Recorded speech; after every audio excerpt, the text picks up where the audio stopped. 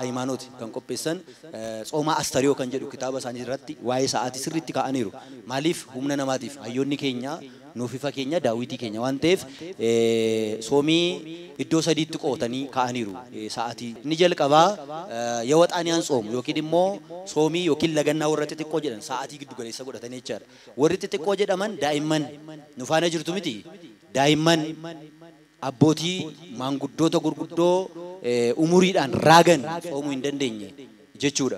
Inni kabiraan dhukkubsattoota nyaataaf dhugaatiin ala fakkeenyaaf qorichi ajajamee fi yaalarra jiran. Inni sadaffaan nafsa xuru yookiin immoo haadha deessee jirtu.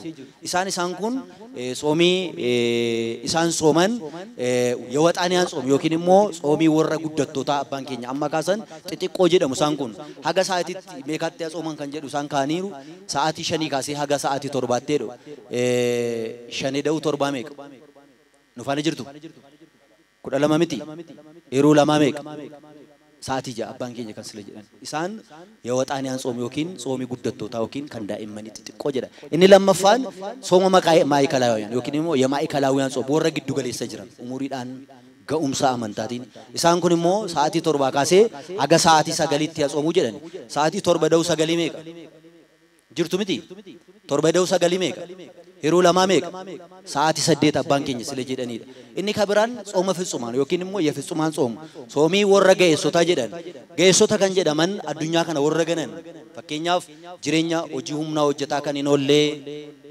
daandiirra kan oollu magaalaa baadiyyaa isa jiraadnu fitsumaan yookiin immoo gonka ta'anii addunyaa kana gananii gadaamii kan jiran abbootii keenya monoksoota yookiin immoo baayitaawota fakkeenya kaafachuu jalqabne kaasuu dandeenya isaan immoo sa'aatii 9 kaasee haga sa'aatii 13tti jedha 9 da'uu 13 ol kaasuu dandeenya 20 meeqa yeroo 2 meeqa sa'aatii 11 haga 12 13tti soomanii jedha qulqullaa Daani'eel raajii isaa sila tuqe boqonnaa 10 lakkoofsa jalqabaati kaasnee gaafa ilaallu torbanoota sadiif malaafaa injeeraa afeen algabbaam jedha nyaatni yookaan immoo buddeenni xiqqoon isheellee torbanoota sadiitiif afaan koo hin seennee jedha kitaaba qulqulluu yoo ilaalle abbaan keenya Museen icitiin Waaqayyoo akka isaaf ibsamuuf taabota kakuu Waaqayyoo gaara Siinaarraa akka fudhatuuf yeroo 2 guyyoota 40 halkanoota 40 yeroo 2 guyyoota 80 soomeera duun hin danda'amu soomii keessatti Waaqa faana jiraanna humna afuura qulqulluu arganna Eliyaas kitaaba moototaa isa dura boqonnaa 19 gaafa ilaallu haga gaara Koreebitti iddoo sanatti hangafa ergamootaa qulqullaa Faanu'eelirraa nyaata nyaateen guyyaa 40 daandii isaa imaleera kanaaf iyyuu foonii fi isa ta'u lubbuudhaaf filachuu kan qabnu adiliwoo la sooma abbaan keenya akka sila jedhanii garee gaafa qabannu gara foonitti qofatu hin taane gara kakuu haraatti gaafa dhufnu qulqullaani Phaawulos ergaa isaa lammaffaa Qorontoosiif erge warri qabsiisa qabattan boqonnaa 6 fi boqonnaa 11 lakkoofsa 27 gaafa dubbisnu qabsuuraaf seenaa qulqullaa Phaawulosiin ilaalla achi keessatti bizuu gizee bamaxoo ilaalla jireenya inni dabarse gaafa ilaallu bizuu gizee bamaxoof quxureelloon maalatamu guyyoonni soome achirra lakkoofsaan kaa'amee hin jiru yeroon inni soome lakkoofsaan kaa'amee hin jiru kiristaanni baay'isuu kan qabu baay'ee lagachuu yookiin soomuudha malee baay'ee nyaachuudhaan miti. Abbaa keenya sagalee jireenyaa isin dhageessisu dhugamattiyyuu keessumaa wantoonni yeroo baay'ee gaaffii nutti ta'anii nu keessa deddeebi'an akkasumas immoo namoonni nu gaafatanii har'a deebiitti arganne baay'eensaa jira jedhee namana an akka kootti waan hin qabuuf jechuudha. Gaa kanatti aansuudhaan immoo keessumaa gaaffiin yeroo baay'ee namoonni kakkaasan jiru fakkeenyaaf namni tokko fuudhee yookaan immoo namni tokko immoo heerumtee erga bultii godhatanii erga wal fuudhanii mana tokko keessa jiraachuutti ka'anii isaan lamaan qaama tokko ta'e jettee barsiifte manni kiristaanaa isaan kana booda qaama adda addaa miti isaan nama tokko jennee erga baranne erga lallabamne booda yeroo soomii kanatti akkamii fedhii foonii soomamaayi abbaa warraa fi haati warraa soomiin isaanii maal fakkaata mana isaanii keessatti bultiin isaanii akkam ta'uu qabaa. Gaa'illi namni kan bu'uuresse tun ta'in gaa'illi Waaqayyo kan bu'uuressedha. Namni barbaadee kan ofii isaati godhate sitoon taane Waaqayyo dhala namaadhaaf beekee kan inni godheedha. Phaawulos qulqulluun ergaa saba Ibrootaaf barreesse gubbaarratti gaa'illi fuula namaa duratti qulqulluu haa ta'u, ciisichi gaa'ilaas qulqulluu haa ta'u, kabajamaa haa ta'u jedhamee caafameetu jira. Yeroo soomaa keessaa tokko kan dhorkamu isa kana. Maaliif dhorkamaa? Eebbifamaadha Waaqayyo fuula duratti, dhugaadha eebbifamaadha Waaqayyo fuula duratti. Akkuma sila kaafne foonni beelladaa yookaan killeen yookaan buuphaan akkasumas immoo dhadhaan yookaan foonni abaaramaa ta'e miti kan sana tsoomnuuf waan qaama keenya gammachiisuuf waan qaama keenya gabbisuuf.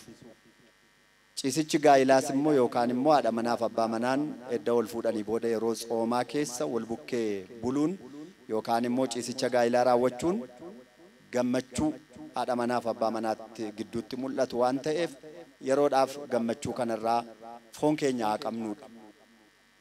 Ergaan isaa jechuudha. Kan ammoo yeroo jennu mana kiristaanaa qofa otoo hin taane macaafni qulqulluu waa'ee kanaa maal jedha waan jedhu beekuun gaarii ta'a. Qorontoos isa duraa boqonnaa 7 lakkoofsa 5 irratti Phaawulosiin gaafataniiru gaaffii kana. Abbaan manaa fi haati warraa yeroo kam waliin jiraachuu qabu? Jireenyi isaanii attam ta'uu qaba? Seexanni akka isaan gidduun seenne gaa'ila isaanii akkamittiin to'achuu qabu kan jedhu ka'ee gaaffii sana irratti maal jedhe? Seera isa kaan booddeen isinii tumaa jedhe. Amma garuu kanan isinitti mu'edhe. Haati warraa fi abbaan warraadhaa waliin mari'atanii murtoo murteeffatanii yeroo kadhataadhaaf yeroo soomaa yoo ta'een ala gargar akka hin taane seexanni akka isaan gidduun linnetti jedha. Yeroo maaliif yeroo maali jedhe? Yeroo soomaaf yeroo kadhannaa jedha. Egaa kun bu'uura macaafa qulqulluuti jechuudha. Kanaaf gaa'ila keenya keessatti aganuu danda'amee abbaa warraas haati warraas kanarratti hubannoo akkasii qabaachuun gaarii ta'aadha. Egaa asirratti ammas waan nuyi beekuu qabnu abbaa warraa fi haati warraa laphee tokko ta'uun dirqama. Haati warraa qaama mataa isheetii irratti ajajuu hin dandeessu jedha. Abbaa warraas immoo akkasuma qaama mataa isaa irratti mirga hin qabu ajajuu hin danda'u jedha. Kanaaf qaama lachuu keessaayyuu tokko kan tsoomu yoo ta'e tokko immoo kan hin tsoomne fedhii akkasii kan of keessaa qabu yoo ta'e jireenyi hafuuraa isaanii hin jeeqama jechuudha. Kanaaf qulqulluu Phaawulos maal jedhe? Walii galtanii jedhe. Kanaaf yeroo baay'ee macaafa qulqulluu gubbaa irratti Yohaannis boqonnaa 4 yoo laaltanii dubartiin burqaa Yaaqoob irraa bishaan waraabaa turte suni waa'ee abbaa warraa isheetii gooftaan gaafatee eddasii booda isheen namoota 5tu kanaan dura kan ishee fuudhan jiru. Ammas immoo ishee wajjin dhokatee namni jiraatu tokko jira. Abbaa warraa kee dhaqii waami kottuu kan jedhu argina. Abbaa warraa kee dhaqii fidii kottuu jedha. Lakkii ani abbaa warraa hin qabu jette. Dhugaa jettee inni arrasii ijjiin jirus ushummaa keeti malee abbaa warraa kee miti. Of dhossuu dhiisuun kee immoo gaariidha jedha. Kanaaf maal jechuudhaaf jedheetanii Waaqayyo abbaa warraa fi haadha warraa laphee tokkoon isaan beeka. Haati warraa fi abbaa warraa gargar ba'uun qaban yaadaan. Kanaafidha yeroo baay'ee abbootiin amantiidhaa ijoollee keenyaan maal jennaa? Haadha warraa kees bataskaana fidii. Atis immoo bataskaanatti jabaadhu. Isheedhaanis immoo abbaa manaa kee bataskaanatti fidii jennee kan gorsinu kanaaf. Inni biraan immoo ijoollee keenya ijoolleen isaa yeroo gorsinu nama amantii hin qabnetti hin heeruminii. Isa dhiiraadhaanis immoo nama amantii hin qabne hin fuudhinii. Booddee rakkachuu dandeessa. Qurbaana irrattis rakkisa.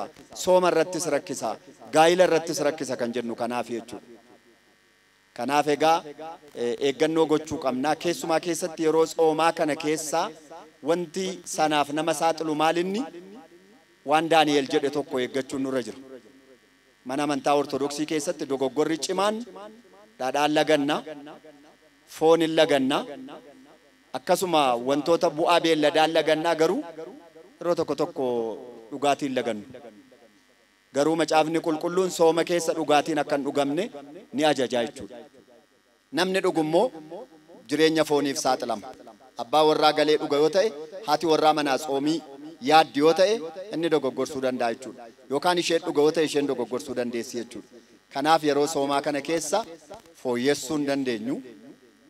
Tarii gaaffiin kana akka hin dheeranne tsooma isa kam keessa dhorkamee tsooma isa kam keessa dhiifamallee gara jedhutti akkana deemne yeroo baay'ee gaaffii kana irratti namoonni baay'een kan hubachuu qaban jedhee ani yaadu bu'uuruma macaafa qulqulluu sanaan haaganuu danda'ametti yeroo tsoomaa keessa gammachuu foonirraa of eeguun dirqamuma ta'a. Hin soomama kunis kan jedhu kana namni yaadatti yoo qabate gaariidha. Gammachuu fooniiti waan ta'eef dhorkaadha kan jedhu kana yaada kana yoo qabatan. Tole abbaa keenya guddaa galatooma ulfaadha. Yeroon itti gaabbii keessa jiraannee Waaqayyoon kadhannuu fi yeroon itti immoo gaabbiin ala taanee Waaqayyoon galateeffannu Waaqayyoon waaqeffannu jira hooyi. Keessumaa soomiin kun keessaa ba'ennaan bataskaanni yeroo itti qullaatti hafuutti arginaa jechuudha amma guyyaa 40ffaan ga'utti. Inni kun gaabbii keessa jiraachuun amma yoomitti? Akka walii galaatti kitaaba qulqulluu Iyyu'eel boqonnaa 1-2 gaafa ilaallu tsoomiin qaddisu yookiin immoo tsoomii qulqulleessaa adda baasaa jedha. Yeroo soomii keessaa yeroo kamiinuu caalaa fedhiin keenya akkuma dursa kaanee soomii jechuun lagannaa jechuun ayyama foonii ayyama lubbuutti boojjisiisuu yookiin bichisiisuu isa jedhu sanatti haa ilaallannu. Yeroo baay'ee sammuun keenya waqtii laguu labsiitiif laguu fedhaa yookaan immoo qannoon har'aan addayyuu baanee yoo ilaallee qalbii keenya keessatti xiinxaluuf shallaguu kan qabnu yoo jiraate namni tokko gara Waaqayyootti kan dhiyaatu yeroo nyaatu otoo hin taane yeroo beela'uudha. Sirrii moo sirrii miti? Namni kan yaadi isaa gara Waaqayyootti sassaabamu yeroo beela'uudha. Inni lammaffaan namni yeroo gammadu otoo hin taane yeroo baay'ee gaddu, namni yeroo bal'atu otoo hin taane yeroo dhiphatu, yeroo argatu otoo hin taane yeroo dhabu yaadi isaa gara Waaqayyootti dhiyaata. Kanaaf iyyuu baay'ee yeroo soomii keessa xiyyeeffannoon keenya soomii keessa laguu qalbii jijjiirrannaa otoo hin taane hiikomti soomii inni guddaan iyyuu kan walii wajjiniin deemuu qabu adda hin baane qalbii jijjiirrannaa jechuudha. Kanaaf iyyuu yeroo soomii keessa gaabbii galuu jechuun soomuu jechuun gadduu gara Waaqayyootti sassaabamuu jechuudha. Hiikoon gaabbii gara Waaqayyootti deebi'uu jechuudha. Waan kaleessa hojjetan sirrii akka hin taane badaa akka ta'e beekanii gaabbuu jechuudha. Afaan keenyaan jechaadha. Nissaa jechuun afaan Giiziiti. Masatsat ወይ ደግሞ ጸጸት ማለት ነው። Gaabbuu waan ta'eef isa kanaadha. Gaabbiin mata duree masaatii iccitii torban keessaa iccitii irra deebi'aman keessaa isa tokkodha. Iccitii irra deebi'aman jechuun fakkeenya tokkoon isinii kaasaa. Gaabbii jechuun dhiqannaa lubbuu jechaadha. Foon keenya kan dhiqannu bishaaniif samuunaadhaan ija keenyaan kan argannu jechaadha. Ija keenyaan kan hin argamne lubbuun keenya kan ittiin miicamtu immoo gaabbiidhaan jechuudha. Kanaaf iyyuu fakkeenyaaf foon keenya gaafa miiccannu irra deebi'aa guyyaa keessatti namni yoo xiqqoo ta'e qaama isaa keessaa kutaalee murtaa'oo harka isaa fuula isaa guyyaatti dhiqachuu qaba moo dhiqachuu hin qabu? Nagaama miti. Guyyaatti namni fuula isaa yoo xiqqaate harka isaa yeroo nyaatu yeroo hirribaa ka'u galgala gaafa rafu dhiqachuudha qaba. Dhiqannaan torban keessatti immoo namni akka hojiitti bobba'u yookiin immoo oolmaa isaatti hojii ulfaataa hojjeta yoo ta'e guyya guyyaan illee dhiqachuu qaba yeroo lama dhiqachuudha qaba. Shaaworii lubbuu jechuudha gaabbii jechuun gabaabumatti akka nuuf ga'u waan nutti dhiyootan jechaadha. Kanaaf iyyuu yeroo kamiin iyyuu gaabbii irraa kiristaanni adda ba'ee jiraachuu hin qabu. Yeroo kamiin iyyuu gaabbiin iccitiin wajjin jiraatudha waan ta'eef akka waliigalaatti gara xumuraatti gaafan gabaabsee ibsuuf deebisuu barbaadu. Ani kiristaanonni yeroo hundumaa gaabbii faana jiraachuu qabna. Addaam koo kan dhorkame nyaatiin kan jedhame yeroo muraasaaf otoo hin taane akka hin nyaanedha. Kanaaf iyyuu gaabbii galuu kan qabnu gaabbiin umurii keenya faana nu duukaa jiraatudha. Kiristinnaa keessatti baay'ee o'uunis hin barbaachisu, booda ta'uunis hin barbaachisu, giddu galeessa jiraachuu qabna. Fakkeenyaaf yeroo dhukkubbii waqtii dhukkubbii torban tokko sanatti namni namni waggaa keessatti sa'aatii kana hin soomne caammaa ofirraa hin baafne lafa hin deemne amma sanas o'uun hin barbaachisu. Kanaaf iyyuu soomiin laguun gaabbii jechuun yeroo hundumaa jireenya nu faana jiraachuudha waan ta'eef gaabbiin yeroo hundumaa akka shaaworii foon keenya lubbuu keenyaaf waan barbaachisuuf nu faana jiraachuu jechuun barbaadeedha. Tole abbaa keenya sagalee jireenyaa isin dhageessu ergaa kiristaanotaaf qabdaniif ergaa keessan dabarfadha. Ergaan kun ni jabaani carraa kan argannee iddoo kanatti akka kanatti dubbii kana dubbachuudhaaf Waaqayyoo waan nu dandeessiseef isa guddaa galateeffachaa. Dadhabuun keenya eddan oollee dadhabbii keenya bu'aadhaan itti gudunfine guyyaa 55 tsoomna. Gaafa tsoomni qabame mirga beelladootaa warri eegan qorannoo yookaan immoo waan lakkoofsa beellada gaafa sana qalameetu lakkaa'aniiru ta'e waan baay'ee kaasuun hin danda'ama. Tsooma dhufee torban ga'eeraa torban jedhee nyaachuu jalqabe namni herrega cufu. Torban mana dhugaatii hundumaadhaan sirbamaa, hin qalamaa, hin nyaatamaa, ituma guyyaatti galtee guyyaa lama, guyyaa tokko, guyyaa sadii tafedhe. Teellaa keessa sanbata duraan hin dhuftee, sanbata guddaan hin dhufee, sa'aatiin dur dhumee nyaachaa bule, sirbaa bule, borganama immoo qiddaasee dhaqa. Maa inni hiikkoon tsoomii keenyaa? Tsooma qabaan yeroo dhufu kaan immoo natti dhufee kan jedhus jira. Hin dhufe gaa baqqaa waa'ee isaa fudhatee natti dhufe baqqaa naa dhufe kan jedhu miti natti dhufe. Tsoomnis kan qabamu tsoomnis kan hiikamu maaliini? Yeroo tsoomaa keessa gaabbiidhaan jiraachuun maal fakkaata? Anamma ijoolleen keenya bakka kana teessanii dhaggeeffachaa jirtan ijoolleen keenya hafuuraa biyya alaa biyya keessa teessanii miidiyaa sagalee dhugaa ortodoksii kanaan nu dhagaa jirtan hundi keessanii waggaa kana keessa yeroo tsoomii kana tsoomtan guyyaa 40 kana keessa guyyaa meeqa qorrobuuf murteeffattanii? Foon gooftaaf dhiiga gooftaa gaafa kan fudhattu? Isaa abbaatii keessanii jinaa softaniittu yoo mamma guyyaan gaafa sin kennaa qulqulluutti dhiyaattanii dabareen daaquniin gaafa inni qaddasee qorrobu yoom? Qeesiin gaafa inni qaddasee qorrobu yoom? Tarii miindaadhaaf inni nuyi guyyaa hundaa qaddaasee qaddasnu qeesonnis ta'e daaqunoonnis ta'e dabaree guutuudhaaf ta'uu danda'a tarii miindaa waan nyaannuuf yoo maatii warraa keenya kan wajjin qorrobdu haati warraa keenya qaama keenya waan taateef daaquniin haadha manaa saajjii yoom qorrobu? Isin iddoo kana kan jirtan hundumti keessan imala kana irratti kan hirmaattan miidiyaa kanaan kan nu hordofaa jirtan tsooma kana keessa migib yemaaqoomaa dimaadhuma moo yookaan immoo qusannoodhuma goona moo sirna tsoomii kana keessa barbaachisu hundan raawwanna? Wanti kun gaaffii haa ta'u tokko tokko keenyaaf jechuudha. Kanaaf nafsa abbaatii keenyaa wajjin haasofnee waan kanaan dura balleessine irraa qulqulloofnee akkuma amma abbaan keenya jedhan dadhabootaaf immoo kan qabnurraa hirree ciree ganama nyaanne sana baankii kaa'achuun nurra hin jiru. Walitti qabnee hojii hafuuraa mana kiristiyaanaa ijaaruu harka qalleeyyii naannoo keenya jiran gargaaruu attamitti yaannee jirra? Akkamitti kan nuti yaanne? Xuwaafii bataskaanaaf hin geessinaa'oo amma qiddaaseen guyyaa 55 qaddasama. Waan qiddaaseen ittiin raawwatu waan qiddaasee maasqaddashaadhaaf barbaachisu kan qabnu keessaati waa bataskaanaaf geessuudhaan murtoo qabnaa'oo kan jedhu suni jireenya qalbii diddiirrannaadhaan hin ta'u yoo ta'e rakkina qaba jechuudha. Kanaaf akkuma tamma kaastee tsoomattiin seennaa girrigirriidhaan itti galla. Eddasii booda immoo ji'i lamaan kun in xumurama. Jala geenyee maallaqa walitti qabanna. Isa gaafa tsoominii kamu mana dhugaatii keessaa ittiin sirban, isa ittiin dhugan, isa ittiin nyaatan. Soomni keenya sana yoo ta'e akkuma sila abbaan keenya dubbatan Isaayyaas 58 irratti dubbatame ta'a jechuudha. Ani sooma akkasiin barbaadu. Kanaa tsooman isinirraa barbaadu. Isa Waaqayyo jedhe sana ta'a jechuudha. Kanaaf kana Waaqayyo nu haa oolchu jecha an hundumaa tsooma kana namoota tsoomaa jirru hunda keenyaaf yeroon amma keessa jirru yeroo soomanaati jennu kun yeroo itti Waaqayyotti deebinu nafsa abbaatii keenya wajjin mari'annee kennaa qulqulluutti dhiyaannee yeroo itti qalbii keenya diddiirrannee dabarru malee tsooma dhufee yoo nyaadheef ortodoksiidha waan hin ta'eef waldaa duuka bu'ootaa keessa waan hin jiruuf waldaa akkasii keessa waan hin jiruuf namni maallaan jedha jennee kan of qabnu miti jechuudha. Amannee kan tsoomnu fayyinaafanni naaf dhufe itti fayyadamuun qaba. Yeroon kun yeroon itti Waaqayyo wajjin dabarsu ta'uu qabatuma jennu jireenya foon keenyaadhaaf hojjetaa mootummaa isa taanu daldaltoota isa taanu hundumtuu hojii ittiin jiraannu hin qabna. Ituu isheedhaaf fiinnu lubbuu keenyaaf immoo yeroo qabaachuu qabna. Adaraa jabaadhaa qalbii diddiirrannaadhaan hunduu of yaadatee yeroo kana keessa qalbii diddiirrannaatti of dhiyeessee inni qorrobu inni nissaan galle nissaa galuun dirqamadha. Kun akka abbummaatti dubbannaa tsoomiin keenya waan gaariidhaan haa gudunfamu bu'aadhaan haa gudunfamu. Tsoomnee madarbuun nurra hin jiru. kan jedhu ergaa koo dabarfachuun barbaada.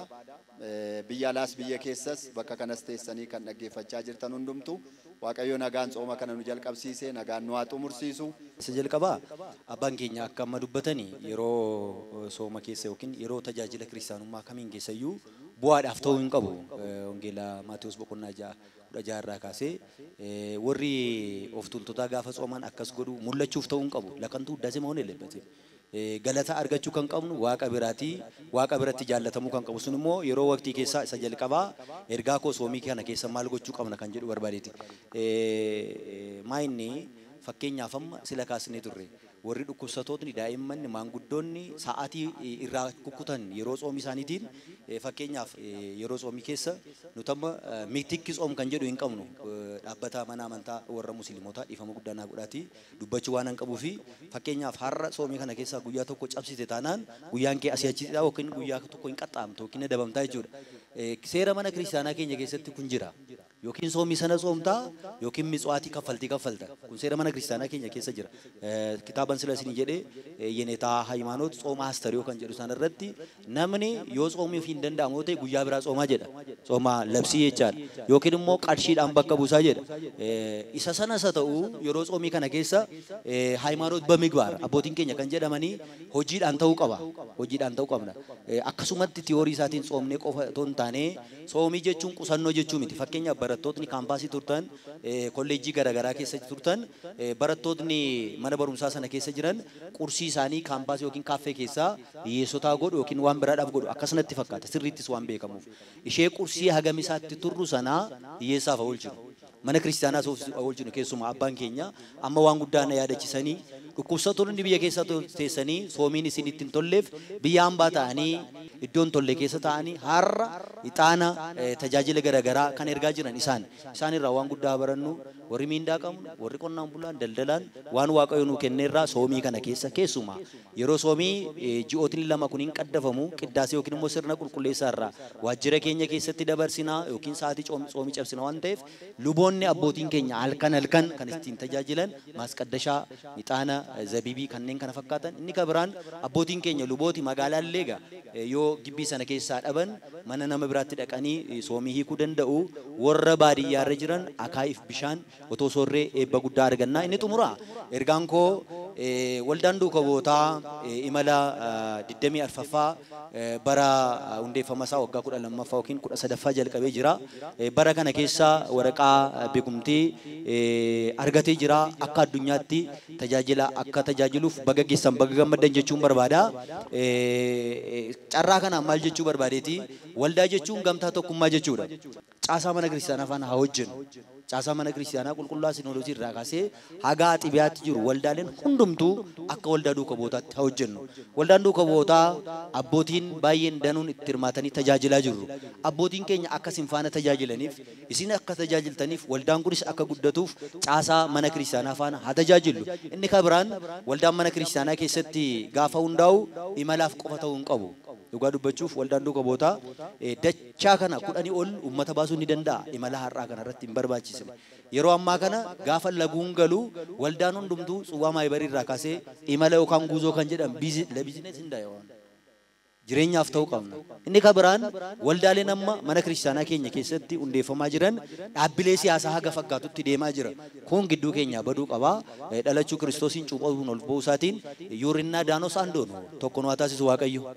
Kabajamtoota hordoftoota keenya daawwattoota keenya bakka kana jirtan mana keessa kan jirtan haala mijataa fi haala mijanne keessa teessanii kan nu daawwachaa jirtan maarree guyyaa har'aatti imala waldaa duukaa bootaa marsaa 24ffaa sababeeffachuudhaan guyyaa har'aa mana kiristaanaatti argamuudhaan waa'ee tsoomaa fi kadhannaa sirna mana kiristaanaa keenyaa irratti ibsa kan nuuf kennan Ayyuu Afaanii luba badhaasaa tola akkasumas immoo ergamaa wangeelaa luba Girmaa Imaanaa guddaa galateeffannaa hundumti keessan bakka jirtanitti nagaa fayyaa guutuu qabaadhaa Waaqayyoon duuba keenyaa wajjin haa ta'u. Bishaan jireenyaa kan yaate fannoo gubbaatti ni dheebote yeroo debusa himatu latanif cuma doftu